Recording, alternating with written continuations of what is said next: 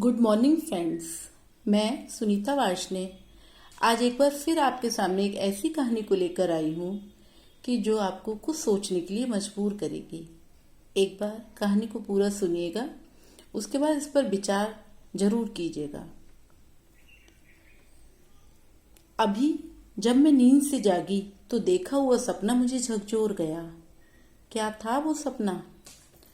मैंने सपने में देखा जिंदगी के दो कीमती हिस्से, एक शुरुआत वाला हिस्सा और दूसरा आखिरी वाला हिस्सा।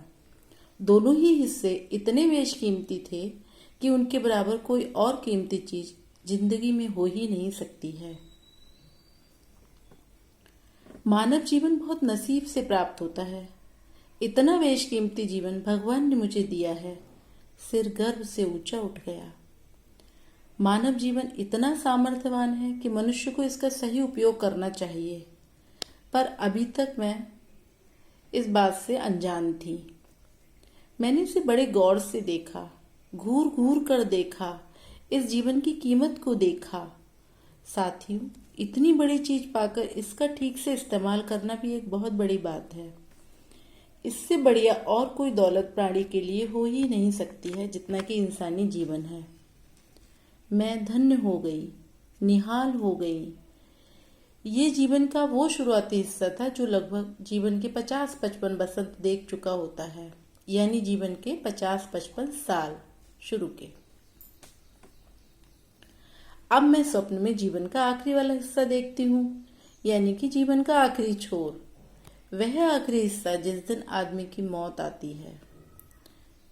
मौत को मैंने देखा, एक बार देखा, 2 बार देखा, 3 बार देखा, यानी मैंने पिछले 3 जन्मों का हाल स्वप्न रूपी चित्रपट पर देखा।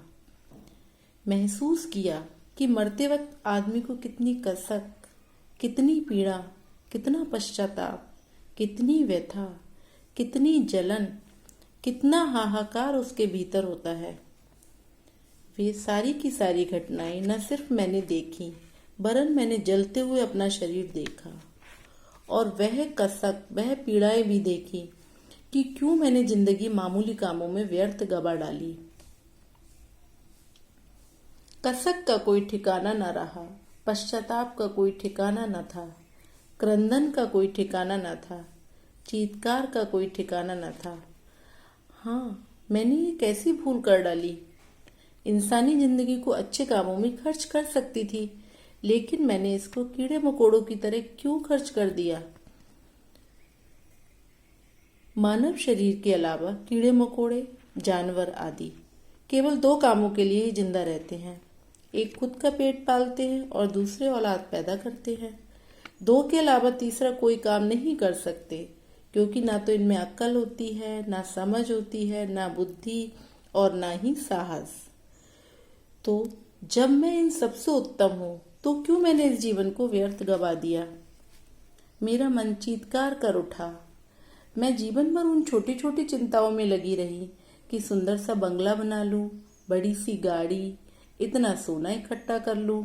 इन राई रत्ती समस्याओं को पहाड़ के बराबर समझती रही और उन्हीं में उलझी रही। लेकिन वह समस्या जिसके लिए ये कीमती जीवन दिया गया है, उसके बारे में कभी विचार न कर सकी। मैं रो पड़ी पिछले 3 जन्मों की सीडी और कैसेट को देखकर। मैं बार बार सोचने लगी कि मुझे क्या करना चाहिए था। हृदय से आवाज आई, जिंदगी का ठीक से इस्तेमाल हो सकता था, लेकिन हमें इतनी हिम्मत इकट्ठी करनी चाहिए जिससे कि जिंदगी का श्रेष्ठतम उपयोग किया जा सके। इतना ही करना चाहिए और कुछ नहीं। मैं नींद से जागी। मैंने महसूस किया जिंदगी के मर्म को, और आपको भी बताना चाहती हूँ कि आप भी जाग जाइए। जीवन के मर्म को ठीक से समझ लो। जिंदगी जब हाथ से निकल जाती है तो सिर्फ पछतावा ही जीवन के आखिरी छोर पर मिलता है। जीवन भर किए गए पाप कर्म उस लास्ट टाइम पर बहुत दुख देते हैं, एवं वही पाप या पुण्य कर्म हम अपने साथ बांधकर इस दुनिया से विदा लेकर चले जाते हैं।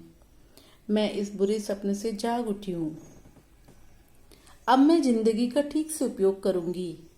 जिस काम के लिए भगवान ने मुझे भेजा है उसे पूरा करने का भरसक प्रयास करूंगी। मैं चाहती हूँ कि आप सब भी मेरे साथ जाग जाइए। आप में भी कुछ अच्छा करने की भीतर से भूख पैदा हो जाए, अंदर से जागृति उत्पन्न हो जाए, मन में चेतना उत्पन्न हो जाए, तो फिर आनंद ही कुछ और है। हमें जीवन का सदुपयोग करना प्रारंभ कर देना चाहिए। कभी अपना स्वार्थ त्याग कर दूसरे के काम आकर तो देखो, बहुत मन को शांति मिलेगी। किसी जरूरतमंद की मदद तो कीजिए, जीने के मायने ही बदल जाएंगे। 2 पंक्तियां गुनगुनाने का मन हो रहा है। किसी की मुस्कुराहटों पे हो निसार, किसी का दर्द मिल सके तो ले उधार, किसी के वास्ते हो तेरे दिल में प्यार, जीना इसी का नाम है। वीडियो काफी लंबा ना हो जाए, इसलिए कुछ बातें मैं अपने अगले वीडियो में आपके साथ शेयर करूंगी। Till then, bye bye, have a nice day, thank you.